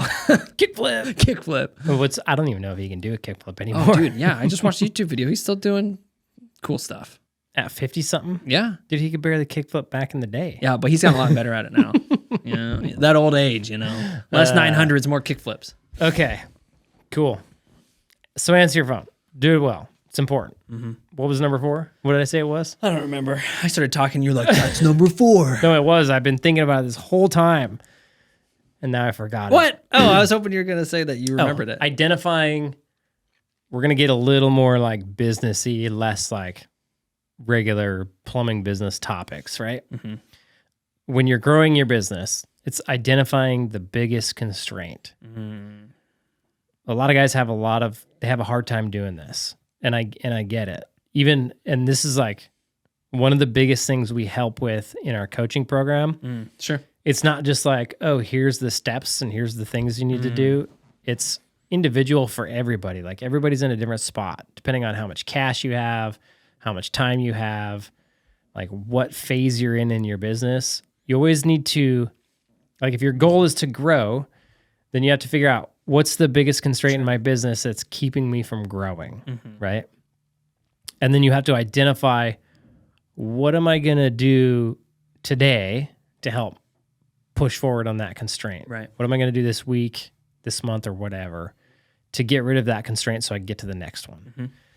And so it's really just identifying the problems, the things that are holding you back, and then identifying which one has the biggest impact, or which one is going to have the biggest impact if you solve it, right? Yeah, because chances are you're going to identify multiple constraints. Yeah, totally. And I think what ends up happening is, like, I was on a call with one of our clients just before this podcast, and I've done this a gazillion times, but he was listening to podcasts and books and reading at night and watching reels and YouTube videos. And he was just like, dude, I feel like I have like so many things to do and I just don't know where to start. Yeah. And it took a while to figure it out, but by the end of the call, we got to like, how do you find time to like read all the books and like watch all the podcasts? And I was like, are you like driving around between calls, like listening to podcasts and listening to books and watching YouTube videos at night? And he's like, yeah, like nonstop. And I'm like, dude, you got to stop. Like, just clear your head and think about your business. Like, you can only take so much input and then you get information overload. Yeah, and I mean, information overload is a paralyzing effect. Oh, dude. Because suddenly you're presented with 1,000 different things to do that you should do. Yeah. And also 1,000 different voices telling you how to live, how to be, especially when you're in the entrepreneurial business space. It's all about governing inputs to dictate outputs. But when you have 1,000 inputs that you can't possibly do, Yep. like I guess, hey babe, we got to get a cold plunge thing, and I got to like wake up at 3:30, I guess, and Yeah. drink salt water. I don't know, and like listen to this book, and Yep. I got to read 7,000 books, and then And this guy says I need to, come up with these systems in my business before I ever hire employees and Yeah, blah, but blah, all this stuff. all right? these like barriers and all these things that are probably helpful in certain ways. At certain times, those can be very helpful, Mm-hmm. right? But if you've got 10 million of them and then you just don't know what to do, it just leaves you feeling anxious, right? Yeah, You're just like you're not doing enough. You don't have enough time. Yep. And when you feel anxious, you're not going to make as good of decisions, or you No. might not make any decisions because you just don't know which way to go. and that's the problem. You have no way to go. So my solution for this has been, and Alex Hormozy put this in one of his videos very well. He said he drew a picture on the board and he said there's two things. Either you have, and he drew a bunch of lines all next to each other. He said either this is you over here on this side, and these are all paths to move forward. And you just have so many paths that you don't know which one to go on. That leaves you feeling anxious. Right. On the other side, you're down here and it's just a big question mark. You don't know what to do next. And that leaves you feeling sad. Yeah. Mm-hmm. And so if you're feeling those two ways, there's one thing you need to do. You need to take the time to turn off all the inputs and just sit down and think about your business. Think about your business from a top-down perspective. I think we said it last time on the podcast. Like if you're in a maze, it's really hard to find your way out. Like think of if you're in a giant corn maze, you're just going Yep. until you find one. Oh, this one didn't end. Let's try this one. Oh, Yep. You're it probably ended. getting Turn more around. anxious. But the more you if do you were to like go up top and look at that maze from up top, you could guide somebody through that maze, no problem, right? Because you have a better perspective. Right. And so all you need to do is gain a better perspective of where I'm at, what I'm trying to do, what are the things that are holding me up, and how can I solve the problem that I have moving forward. And so one thing I've always done that helps a lot that other people can try is, and you can call it whatever you want, call it think time. There's a book. What is that? What's that book I've been reading? I've done think time before, but I've never heard anybody actually like talk about it. You're reading either 9-Figure Mindset or The Road Less Stupid. The Road Less Stupid. He talks about think time. It's actually a good book for this topic as well. But Yeah, so while we're telling you not to like consume stuff, here's another option for you to consume something. yeah, no, don't do that. If you're overwhelmed, just stop consuming. Go wake up early before everybody else in your household gets up. Go sit in a place you don't normally sit in. Grab a notepad and intentionally sit down and say, okay, I'm going to think about my business. And Sure. write down your problem. Like, what's my problem? Sometimes your problem is just going to be, I don't know what to do next. So then start thinking about what your options are to do next. Sure. You might come up with something and you might think, well, I need to do this before I do that. Well, there's another option. Okay, well, what are these options? And then you can, once you write down the options, then you could say, okay, well, now I have all these options, but which ones are the highest priority? Right. Then you can start thinking through, okay, well, if I took care of this one, what would that do for my business? Like, what would that help with? Okay, it'll help with cash flow. Cool. Okay, what would this one help with? Sure. Oh, cool. This will help me get more leads or more jobs, and so on and so on. And then you can prioritize those by what you need most, Yeah, sure. right?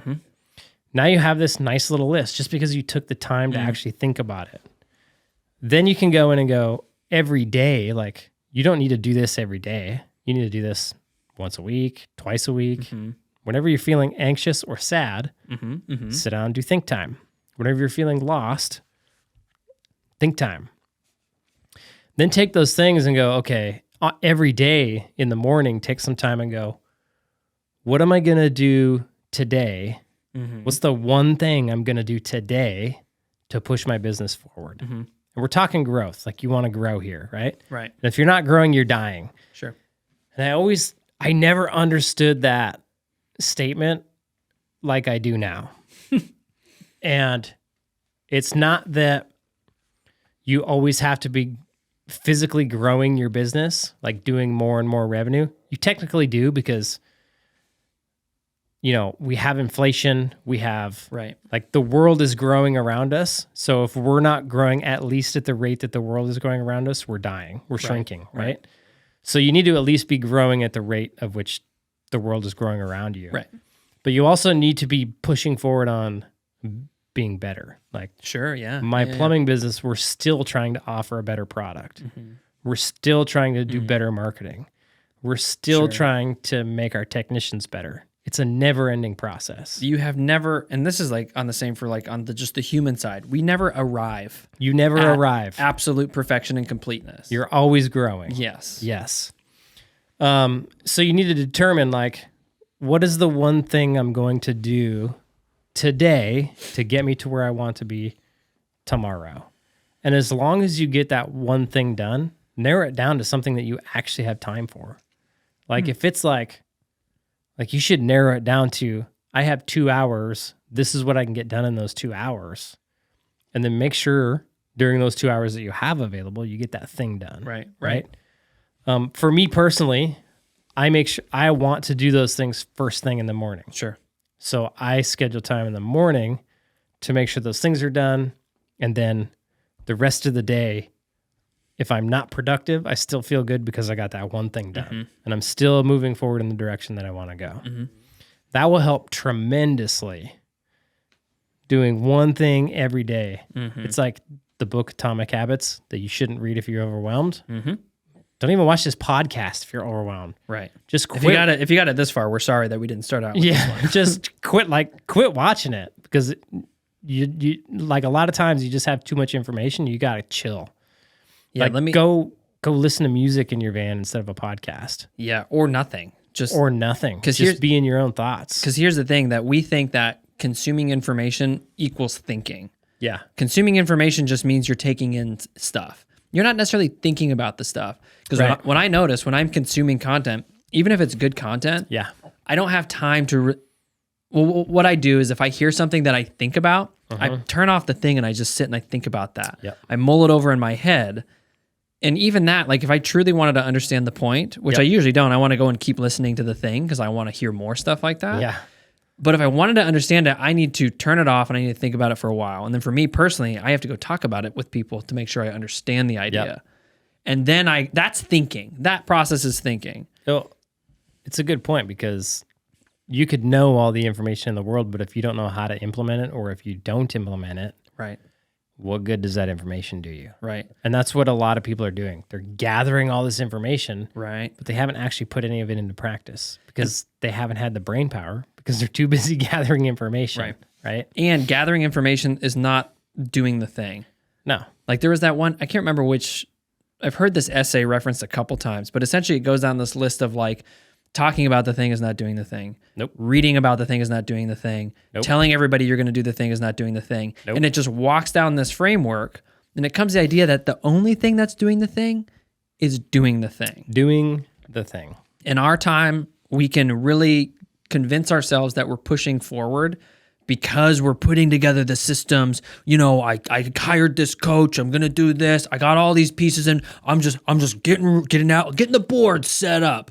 And meanwhile, a good friend would look at you and be like, so you're not doing anything. Yeah. Well, no, I just said, it's like, but you haven't done it though. Yeah, you haven't done anything. Like, what do you mean? Like Jared, I'm going to do all this stuff. I'm going to build a rock wall. I got the holds. I got the woods. I got the all the things. And you're like, what are you going to do it? Like, well, I haven't done it yet. Okay, so true story, you do have the holds. I do. I know. That's what made me think of it. Yeah, that's funny. I don't really have anything else though. Yeah. Okay. But so the point is like, we'll let it slide. Yeah, this one. This is one time. Jeez, so much mercy. The point is you have to do the thing. Yes. Like listening to all the stuff boils down to doing. Yes. If you're not, and I mean, we talk about this like with like clients in the coaching program, like when I do the onboarding call, it's like, guys, you have to implement. Have to. If you're not implementing, it's useless. Yep. Like this isn't just like a vanity thing. Nope. Because we listen for vanity's sake to a lot of things. Yep. We consume all the Joe Rogan podcasts and all the Andrew Huberman and all this stuff, and we do nothing. Yep. And that's just for vanity. Yep. We just say, I'm so smart, Jared. I read 1 million books. Like, we don't do anything. This is the difference between successful people and non-successful. Successful people just do stuff over and over and over and over and over and over again, and they never stop. Yep. And they end up being successful. Mm-hmm. Non-successful people, they either do stuff and it gets hard and they quit, or they never do the doing in the first place. Yep. It's literally the only difference. They're not any smarter than any of us. Mm-hmm. They're not any more skilled. They end up being smarter and more skilled by doing. Yep. And that's it. It's the magic trick. It's the secret. Yeah, the secret. If you're looking for a silver bullet, it's called hard work. Yeah, dude. No, it is. But I mean, that's like the life takeaway for anything. It's like if you want to do something, you put in the reps. Yeah. Like I always thought about it this way, which I think to me is like a really good analogy. Where it's like, if I was like, I want to play piano really well. Yeah. If I dedicated myself to practicing piano 1 hour a day for 10 years. Yeah. In 10 years, I would be a badass pianist. Yes. If I wanted to skateboard really well, and I dedicated 1 hour per day to skateboarding, in 10 years, I would be a badass skateboarder. Maybe. Or you'd be too old to do anything. Well, I would even say that, like, if I did 10 years of 1 hour skateboarding and I didn't injure myself, I could probably skateboard better than most people at a skate park. True. Just because I would be intentionally putting time in it. Yep. But a lot of times, and when you think about it that way, and you just boil it down into, I do this thing consistently over a long period of time. Yep. Everybody goes, oh yeah, you would be really good. Yeah. But the thing is people don't put enough time into one thing to actually get there. Yep. Because they walk into it saying, well, I can't do this to this, so I suck at it. Or I don't know how to do it, so I'm going to go get all this information. Yeah, to like get ready to but learn then how they to never do it. actually do it. Yeah. And so this kind of falls into the camp of like, if you're thinking about starting a plumbing business, you're working for somebody, you have all the qualifications to do it. Yep. And you think about it, you listen to this podcast, you're reading all these books, and you're arming yourself with all the information. Like, that's all good. Yep. But only if you do something with that information, because if you don't, you just wasted a butt ton of time. You could have been listening to something more enjoyable than me and Jared talk. Yep. Right? So it's like, you could have I'm still baffled by the fact that people listen to me and you talk. I know. It's funny to both of us, and I forget about it. It is funny. But yeah. So it's like, if you're going to put in all this research time, yep, you might as well do something with it. Yeah. And then going back to the point, like if you're feeling stressed out, then cut all the stuff out and just think and do some stuff. Yep. Quit learning, go do. Yeah, because you can, and honestly, like you can really only, you test your knowledge through action. Yep. Because so long as it exists in our head, it's unproven. Yep. You have to go out and actually put it to test. There's a season for everything. There's a time for learning. There's a time for doing. You can't just learn all the time. True. You have to do at some point. Yeah, that's why, like, if you have friends who are eternally in college, like I've known a couple people who like they go to college and then they just keep going to college. Yep. I'm gonna get more degrees. Blah Why? blah blah blah blah. And I mean, I think it's they end up being some of the dumbest people you know. Yeah, because they don't have any experience. Yeah. I mean, zero. And maybe a more real, like a more down to earth example is like the people who go to college versus the people who just go work. Yep. Like, I never went to college. I just started working with people. Yep. And by the time my friends had graduated college, I had already had 4 to 5 years, depending on which friend, of work experience. Yep. Of working with old grumpy people, of working with young silly people, Yep. and like doing all these things. And my friends were like, "Oh, I'm gonna go get a job." And I'm like, "Oh, dude, I've been working." Yeah. And like I was like, "Wow, I'm like way more equipped for life right now because I did the thing." It reminds me of my brother-in-law. He's incredibly smart, like at math, science, computers. Yep. Probably genius level. Right. Yep. But he's incredibly dumb at the same time. He cannot leave his house. Like, he had a job. He was working for the FAA, and he had a badge that he had to wear to get into the building that he worked in. And I went to stay with him. We were there for 2 weeks. I kid you not. Every single day, he left his badge at home. He couldn't leave his house with his badge. Couldn't figure out a system. Could not do it. Like, so incredibly dumb in one way. The other thing he would do is he would come home every morning. Where's my car keys? I'd be like, dude, put your car keys in the same spot every day, and then you won't have this problem. And he's like, I can't. I don't know. I just don't He's operate that way. He's like, I get it. It makes sense. But I literally I can't do it. And I don't know why. Then he's over there solving like a 30-page math problem or writing some crazy program. It's the funniest thing. And I think like right there, like if we have these moments where like, I just can't do that. Yeah. Like you should just take that language out of your vocabulary. Oh, yeah. Like I worked with this guy. I talk about him a lot. His name was Boots. He was a pain in the ass pilot. He's a cool dude. He's a pain in the ass. I'll say that. Every story you ever told me about him. I know you resonate with him perfectly. Sounds cool. Yeah. But he would always have these words where like, because people would be like, he would ask somebody to do something, be like, well, I can't. And he'd always say, there's no such thing as can't. But the lesson is true. Yeah. Like when your brother-in-law is like, oh, I can't just do that. Yeah. And it's like, you haven't figured out how to do it yet. What have you tried? Like if you really wanted to solve the problem, you would ask, what have you tried so far? I dare everybody to, instead of saying I can't, say I don't want to. Yeah, because that's typically because the thing. That's the truth. And I can't is not true. I don't want to is true. Yeah, and I think if we have a mind that says you can do anything. Yeah. And if you don't like it when you say I don't want to, then fix it. That's indicating something to you. Yes, you know? Exactly. Yeah. 100%. Okay. Was that number 4? Yep. So number 4 is think time. Yep. Super important. Identifying what it is you're going to do and then doing it. Mm-hmm. Setting time aside to do it. Number 5. What do you think number 5 is?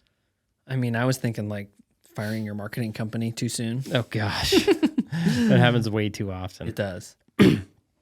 Number 5, yeah, let's go into firing your marketing company too often. Mm-hmm. And then we'll go bonus number 6. Okay.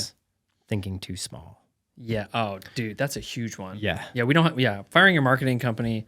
We'll go over that one real quick. Yeah, and that's almost a product of pricing and all the other ones too. It is. It's a product of pricing, but it's also a product of, it's a lack of understanding of marketing. Sure. Right? And it's weird because you as a plumbing business owner, you're not a marketer, right? Sure, of course. But as you grow your business, you need to become a marketer. You need to become somebody who understands marketing and how to market a plumbing business, because when you hire people to do things for you, which you're going to have to do, mm-hmm. you have to be able to go to them and direct them in the way that you want them to go. I mean, you're responsible for the company. It's your responsibility at the end of the day. It's not the marketing company's responsibility. It's not, your technician's responsibility. It's not your CSR's responsibility. There's no blame that goes on. At the end of the day, everything's your fault. Yep, true. Including your marketing. So with a marketing company, we talk about this a lot too, don't we? Sure. With a marketing company, it's super easy when you're not getting enough leads to go, or enough phone calls or enough form fills on your website, to go to your marketing company and be like, what's going on? Which you should do. Right. But then like quitting that marketing company and going to another marketing company.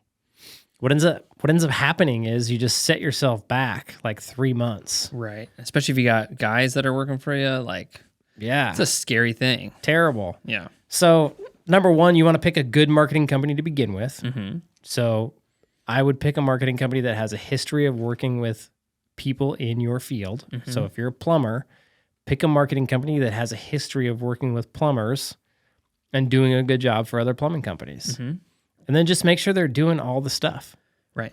Make sure they're handling your GMB, your pay-per-click, your website, all that stuff. And if they're doing that, no other marketing company is going to do it that much better. Yeah, maybe it's like they have it could be like little percentages, but it's not enough to where it's going to go from phones not ringing to phones ringing. No, they're all doing the same thing. Yes. And so you need to have a point of contact at your marketing company, mm-hmm. and you need to be the one looking at your marketing and going, what are we spending on? Mm-hmm. What are the results we're getting? Mm-hmm. How can we tweak this to do this better? And you need to think about it with your marketing company and understand it and make those decisions on how to push forward with marketing, right? Rather than going, hey, marketing company, I need more calls. You can do that, but you need to go to your marketing and be like, okay, what all do we have going on? Mm-hmm. What's working? What's working the best? What happens if we spend more money here? Mm-hmm. What do you think is going to happen? Okay, why do you think that's going to happen? How does this actually work? Mm-hmm. What's the impact of this in my business? Yeah. Ask them the questions and learn. You need to be asking the questions and learning. And the sign of a bad marketing company, the only marketing company I would leave, is somebody who's not willing to communicate and somebody who's not willing to make those changes. Right. Because that's like their job is to hear you out as the business owner and help you push forward on your marketing. Yeah. And like, if they're not going to like talk to you about how it works and like try to help you, like educate you, and they might do that for a number of reasons. Like they could just be a bad rep. That's also a sign, because who else is going to teach you about marketing better than your marketing company? Yep. And like when we talk about like, because I'll hear guys say this all the time, like, well, I don't know anything about marketing. I'm just a plumber. And like the idea goes back to the point before this where it's not that you can't learn about marketing or technology. I hear this too. Like, I'm old and I don't understand technology. It's like, guys, it's just a crappy cop-out. It is. It's a terrible cop-out. It is. Like, you're the business owner. I don't care if you're old. I don't care if you don't understand. You have to figure it out. It's your responsibility. You learn how to use the tools that you have to grow your business. Do you want to be successful? Yeah. And I mean, like, being successful is doing uncomfortable things. Yes. So it's uncomfortable for you to admit to somebody you have no idea how to turn your computer on. Yeah. But you have to do that in order to grow. Yep. Growth doesn't come through stagnation and avoiding problems. Nope. Growth comes through leaning into the hard problems, suffering through it, learning, getting all the new knowledge, and then deploying that knowledge. Yep. So ask your marketing company how this stuff works. Yep. So that you can make good informed decisions about your business. Yep. And then lastly, with a marketing company, I want to own all my stuff. Yeah. I want to own my website. I want to own my GMB. I want to own my pay-per-click campaign. I want to own my GLSA. I want to own it all. My Facebook, my Instagram. If I leave, that stuff comes with me. Yep. And I want to know that there's an offboarding process. So if I decide to leave your company, what is your process for helping me transition to my new company? Right.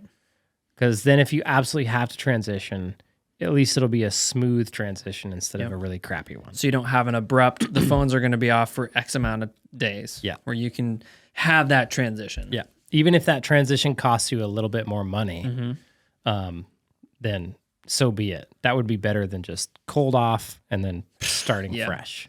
And if you're talking to that like prospective marketing company and they tell you that there's a clean offboarding process, I would say that's a pretty good indication that they're a good marketing company. Yep. Because they're not so scared to lose you that they're going to pretend like, oh no, nobody's ever left us. We have no churn. We're perfect. Because that's not true. Nope.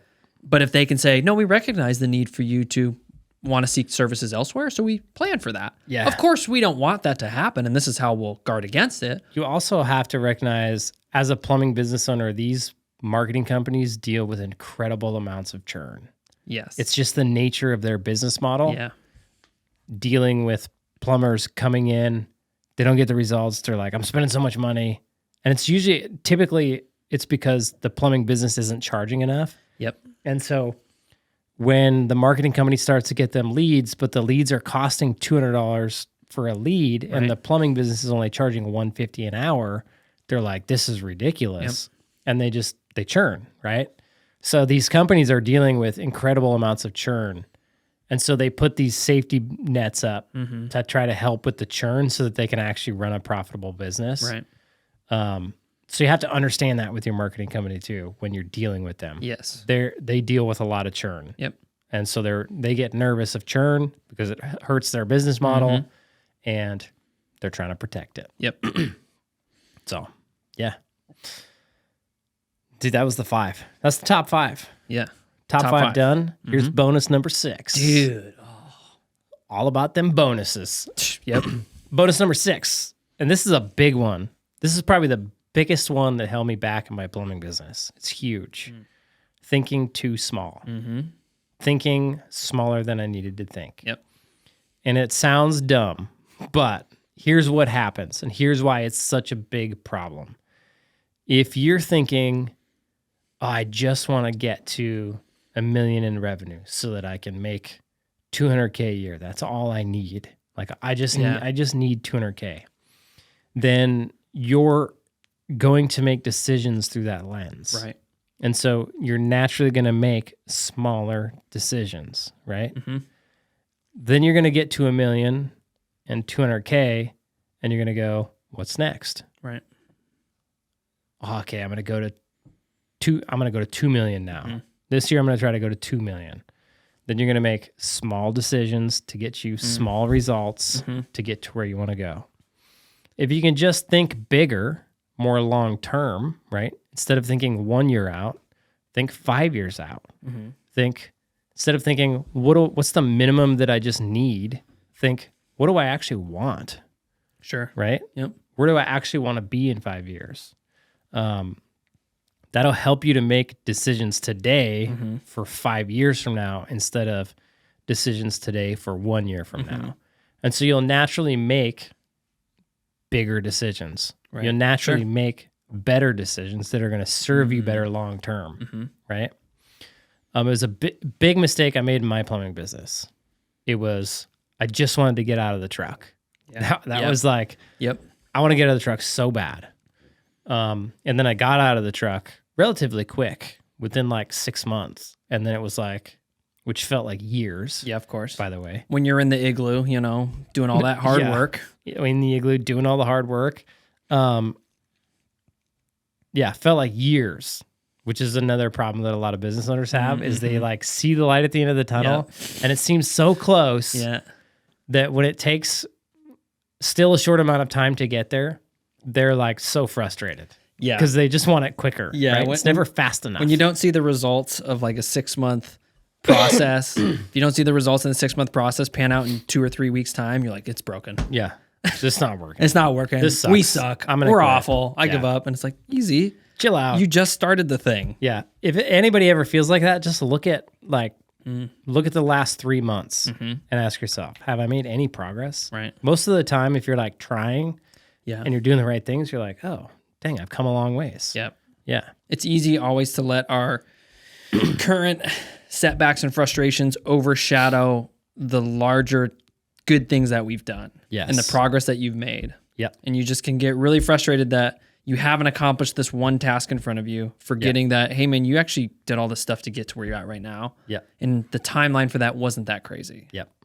So nope. Give ease up. It's okay. Be patient. Like you and I were talking about, like, be patient. What's the phrase? Rome wasn't built in a day. Yeah.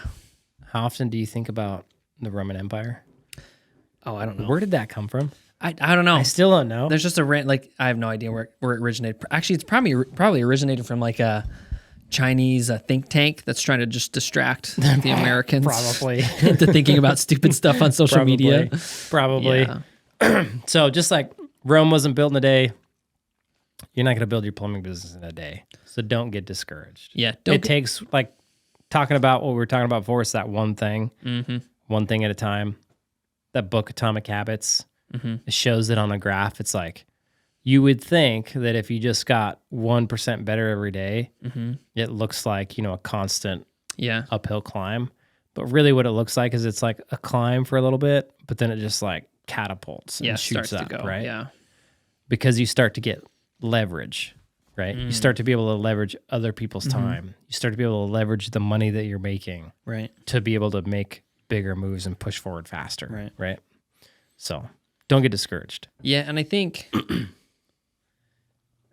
because I hear it, it's sort of there's like 2 frameworks that I hear. One, when I ask somebody like, "What do you want to do with your business?"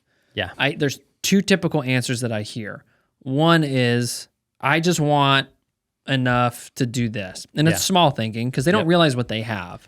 Like the plumbing business owner doesn't realize that you have an incredible opportunity to design your life 100%. Yep. Like, because you're sitting, the phrase is always, you're sitting on a gold mine. Yeah. And it's true because you are working in an environment where everybody's undercharging because nobody knows what to do. If you just learn what to do, you can actually make a ton of cash. And you're sitting in an environment where there's not a bunch of you doing the right thing. So but there's a bunch of demand for the thing that you do. There's a ton of demand for what you do. And all you have to do is get good at doing it, charge enough for it, and market it well. And you can make tons of money. and really live whatever life you want. Like not just like the $200K per year or whatever. Yes. Life-changing money. Yeah. Not like 10% salary increase or whatever. No. Like real money. And in a short amount of time. In a very short amount of time. Like new house money, move to a new state money, buy that boat money. Like whatever you want, whatever's your thing. Like you can do it with your plumbing business. Yes. So I hear like that. I don't understand like the smaller scope. And then I hear like, oh man, I want to be the biggest guy in my state. I want 30, 40 trucks and all this kind of stuff. Mm-hmm. And then and it's funny because typically what happens when I ask that person, like, okay, so what does that mean in terms of revenue? Mm-hmm. Is they're like, yeah, 20, 30 trucks, I don't know, probably like 6 or 7 million. Uh-huh. And I'm like, okay. And what I'm getting at is like, that person has no idea what they have either. Correct. So both scenarios, they don't realize actually how the model works. Nope. So one guy says, I want 30 trucks, but they have no idea what that actually means. Yep. The other guy says, I want like 5 trucks, and they have no idea what that means. Yep. And so both guys are suffering from just a lack of like, they just don't know. Mm-hmm. Like, okay, well, 30 trucks is the whole, like, what do you mean? Commercial, residential? Like, what are you talking about here? Like, how's that even going to work? How are you going to get there? Yeah. What's your path? Yeah. And if I told you that you could make $1 million in your pocket with a third of that, yeah, how would that sound to you? Yeah. And they're like, what are you talking about? It's like, well, let's talk about the business model. Yeah. And so understanding what's truly possible comes down to understanding how the business model works. Yep. Which is this whole conversation is, this is how this business model works. Yep. Guys make these mistakes. If you do them right, you actually operate within the confines of the plumbing residential service business model. Yep. And you make good money. If you do anything else, you're not going to make good money. True. And you're going to have these weird expectations of what business is. What's funny about that is I used to, from birth, I've been a nonconformist. And it's from birth. You came out feet first. No, seriously. Maybe I might have. Oh, maybe that's I'm the that thing. kind of child. Face down, feet first. That's how you ride the water slide. Yeah. That'd be really funny.